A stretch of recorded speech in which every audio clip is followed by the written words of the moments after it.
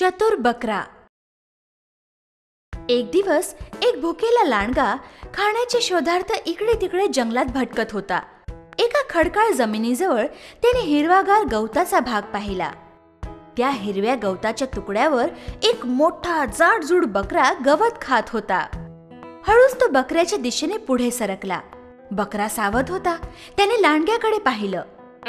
अरे तू तर अगदी अशक्त आणि भुकेला वाटतोस. तू जर मला खाल्लेस तर मला आनंदच होईल. शेवटी एखाद्याला वाचवायला कोणाला तरी आत्मसमर्पण करावेच लागते ना.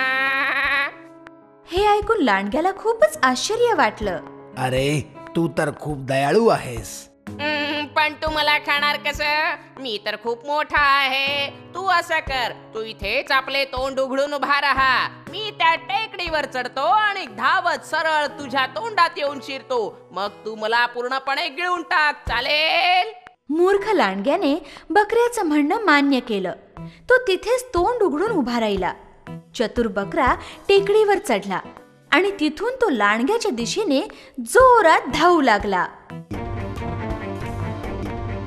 लांडगा तिथे वाटच पाहत होता, पण बकऱ्याने धावत लांडग्याच्या डोक्यावर जोरदार वार केला. लांडगा तिथेच बेशुद्ध होऊन पडला आणि बकरा तो तर आपला जीव वाचवण्यासाठी तिथून कधीच पळून गेला होता.